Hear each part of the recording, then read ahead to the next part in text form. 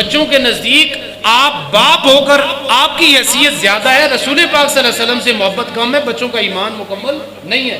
اور اگر اپنے دین کے اندر آپ سوچیں، میں اور آپ سوچیں، تھوڑی دیر کے لیے، لمحوں کے لیے سوچیں کہ ایک طرف رسول اللہ کی شخصیت، دوسری طرف ہماری اولاد، تو محبت کا ذرا موازنہ کریں، زیادہ کدھر ہے؟ حضور کی طرف ہے یا اولاد کی طرف ہے؟ تو بحیثیت انسان فطری تقاضوں کے مطابق اولاد سے محبت زیادہ ہوتی ہے، لیکن ایمان یہ کہتا ہے کہ تمہارے لیے محبت رسول سے بڑھ کر کسی اور کی محبت نہیں ہونی چاہیے۔ میں جب تک کٹ مروں شہ بدخواہ کی عزت پر، خدا شاہد ہے کامل میرا ایمان ہو نہیں سکتا۔ حضور کی محبت سے بڑھ کر اگر آپ کے دل میں کسی بھی اور کی محبت ہے تو یاد رکھیے کہ آپ کا ایمان مکمل نہیں ہے۔ اگلی بات، رسول پاک صلی اللہ علیہ وسلم نے فرمایا اگر تم جنت کو حاصل کرنا چاہتے ہو تو میری اطاعت کرو۔ حضور کی اطاعت کو اللہ تعالیٰ نے اپنی اطاعت قرار دیا، اور جس نے اللہ تعالیٰ کی اطاعت کی اس کو جنت مل گئی، اس کے لیے کامیابی کے راستے کھل گئے۔ صحابہ کرام کی زندگی سے چند ایک دو واقعات بیان کر کے میں گفتگو کو آگے چلاتا ہوں۔ اب ذرا اندازہ کریں کہ ان واقعات کو دیکھ کے ہمیں سوچنا چاہیے کہ ہماری زندگی میں کتنی ایسی چیزیں جو حضور کو ناپسند ہیں، جو اللہ تعالیٰ کو ناپسند ہے، لیکن ہم نے پھر بھی ان کے اوپر تکیہ کیے ہوئے ہیں، ہم انہی کے ساتھ زندگی گزار رہے ہیں اور کہتے ہیں خیر ہے جی، کیوں ہوتا ہے جی؟ شادی بیاہ، ہماری رسومات، ہمارے فوتگی کے کافی سارے معاملات جن کے اندر ایسی غیر شرعی چیزیں ہمارے یہاں موجود ہیں، اور ہم کہتے ہیں خیر ہے جی، کیوں ہوتا ہے؟ حضور نے فرمایا کہ جس بندے نے جس کا طریقہ اختیار کیا قیامت کے دن وہ ان کے ساتھ اٹھے گا۔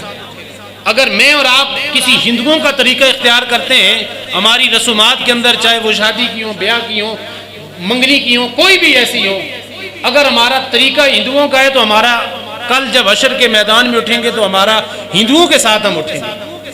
ہم میں سے کوئی بھی نہیں چاہتا کہ وہ ہندوؤں کے ساتھ اٹھے، کوئی قارون کے ساتھ اٹھے، کوئی فرعون کے ساتھ اٹھے، ہم نہیں برداشت کرتے۔ ہمارا دل یہ چاہتا ہے کہ ہم اٹھے تو رسول اللہ کی میت میں اٹھیں، ہم رسول اللہ کے صحابہ کی میت میں اٹھیں، حضور کے اہل بیت اطہار کی میت میں اٹھیں، لیکن ضروری بھی ہے نا اس کے اوپر عمل پیرا ہونا۔ تو ایک صحابی ہیں، ان کا مکان انہوں نے بنایا بڑا اچھا خوبصورت، اور اس کے مینار بڑے اونچے اونچے تھوڑے رکھے اور قبہ بنایا، سارا کچھ کیا۔ رسول پاک صلی اللہ علیہ وسلم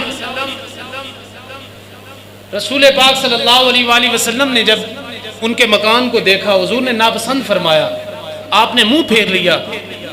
کسی صحابی نے جا کے اس صحابی کو بتایا کہ حضور تیرے مکان کے پاس سے گزر رہے تھے، تو حضور نے توجہ ہٹا دی اور حضور نے اس کو ناپسند فرمایا ہے۔ اس صحابی نے جا کے پوچھا نہیں جا کے حضور سے کہ یا رسول اللہ آپ کو کون سا مینار ناپسند ہے، کون سی دیوار اس کی ناپسند ہے، اس کی کون سی زیب و زینت ناپسند ہے؟ نہیں، جب اسے پتہ چلا حضور کو یہ مکان پسند نہیں ہے، اس نے فوراً اس مکان کو گرایا اور زمین کے برابر کر دیا، بغیر کسی توقف کے، بغیر کسی لمحے کے سوچ سمجھ کے۔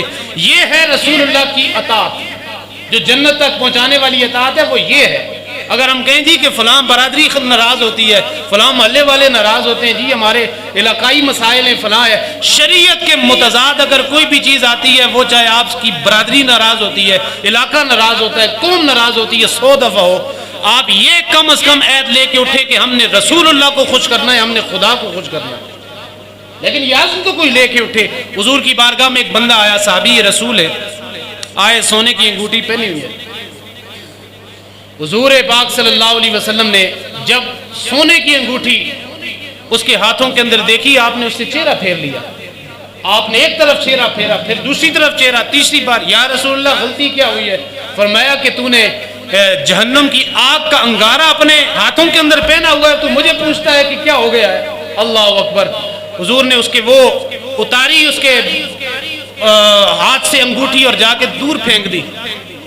اب کسی نے مشورہ دیا، کسی نے کہا کہ یار جا کے اٹھا لو اور اٹھا کے اس انگوٹھی کو توڑوا کے اس سے کوئی اور چیز بنا کے صدقہ کر دو، خیرات کر دو، ادھر کر دو۔ مشورے دینے والے بہت ہوتے ہیں۔ انہوں نے کہا جس انگوٹھی کو میرے رسول نے پھینک دیا میں اس کو ہاتھ لگانا بھی گوارا نہیں کرتا۔ وہ سونے کی ہے، وہ چاندی کی ہے، وہ پتل کی ہے، وہ تانبے کی ہے، جس انگوٹھی کو میرے حضور نے ایک دفعہ پھینک دیا ہے میں اس کو ہاتھ لگانا بھی گوارا نہیں کرتا۔ تو مرد کے لیے ریشم اور سونے کو حرام قرار دیا گیا۔ اب میں اور آپ اپنے معاشرے کا ذرا موازنہ کریں، کیا ہمارے معاشرے کے اندر سونا مرد کو نہیں پہنایا جاتا؟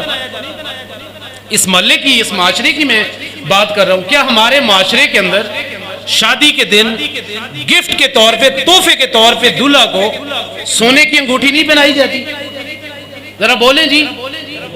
پہنائی جاتی ہے. تو جب رسول اللہ کی حدیث کہہ رہی ہے کہ مرد کے لیے سونا پہننا حرام ہے، تو مجھے بتائیں یہ بات ڈائریکٹ شریعت مطہرہ سے ٹکرا رہی ہے، تو ہم لوگ اس سے باز کیوں نہیں آ سکتے؟ کیا لڑکی والے، بچی والے اس سونے کی انگوٹھی کی جگہ پہ کوئی اور تحفہ نہیں دے سکتے؟ پیسے نہیں دے سکتے، کوئی لباس نہیں دے سکتے، یا اس کو ویسے پیسے دے دیں؟ اس کو تو ویسے بھی بیچارے کو ضرورت ہوتی ہے، مقروض ہوتا ہے، لوگوں سے قرضے مانگ مانگ کے اس نے شادی بیاہ کے نام کے اوپر اکٹھے کیے ہوتے ہیں، تو اس کا تھوڑا بھلا ہو جائے. کیا یہ ہم نہیں کر سکتے؟ لیکن ہم نے اسی چیز کو اپنانا ہے جو ہمارے علاقے کی رسم ہے. رسم کو ہم نے دیکھنا ہے، لیکن رسول اللہ کی شریعت کو نہیں دیکھنا. تو پھر وہی بات آ گئی کہ لا یؤمن احدکم حتی اکون احب الیہ من والدہ وولدہ والناس اجمعین. فرمایا جب تک تمہارے نزدیک میری محبت، حضور نے فرمایا، دنیا کی ساری چیزوں سے بڑھ کر نہ ہو جائے، پھر تمہارا ایمان مکمل نہیں ہو سکتا. پھر لاکھ دعوے کرو غلامی رسول میں، موت بھی قبول ہے. موت قبول ہے، موت قبول ہے، لیکن اس رسم کو چھوڑنا قبول نہیں ہے. موت قبول ہے، لیکن حضور کی سنت کو اپنانا قبول نہیں ہے. بات لمبی ہو گئی ہے، میں آگے چلتا ہوں.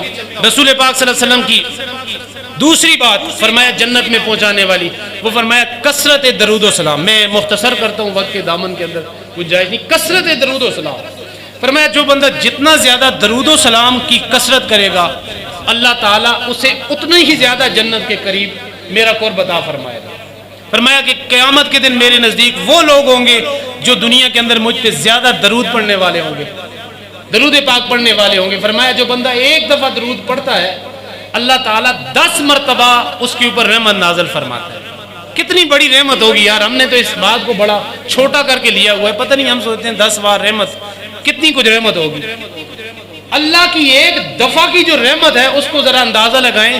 اس رحمت کا حال یہ ہے کہ اللہ تعالیٰ نے یہ مجھے جو کچھ ہمیں دنیا کے اندر عطا فرمایا ہے، یہ اللہ تعالیٰ کی رحمت کاملہ کا کچھ حصہ ہمیں اللہ نے عطا فرمایا ہے. تو وہ 10 بار جو رحمتوں کا نزول ہوگا، وہ کتنی رحمتوں کا نزول ہوگا. اور پھر رب فرماتا ہے ایک دفعہ درود پڑھنے والے کے 10 درجے میں بلند کرتا ہوں. اب یہ سوچیں کہ اللہ تعالیٰ کے ہاں وہ ایک درجہ کتنا ہوگا. یعنی 10 درجے ہیں، تو ایک درجے کی جو لمبائی ہے، چوڑائی ہے، وہ زمین و آسمان سے بھی زیادہ ہے. تو 10 درجے اللہ تعالیٰ ایک دفعہ درود پڑھنے والے کے بلند کرتا ہے. اور فرمایا کہ 10 گناہ اللہ تعالیٰ معاف کر دیتا ہے. تو فرمایا کہ جو بندہ جنت کا شوق رکھتا ہے، اس سے چاہیے کہ وہ مجھ پہ کثرت سے درود و سلام پڑھے، کیونکہ ان اللہ و ملائکتہ یصلون علی النبی یا ایھا الذین آمنوا صلوا علیہ وسلموا تسلیما. اے ایمان والو، درود پڑھو، میرے نبی پہ درود پڑھو، اس لیے کہ میرے فرشتے بھی اور خود رب تعالیٰ بھی نبی صلی اللہ علیہ وسلم کی ذات پہ درود و سلام پڑھتا ہے. اس لیے اس کے اندر کسی طرح کی اور بات نہیں. آگے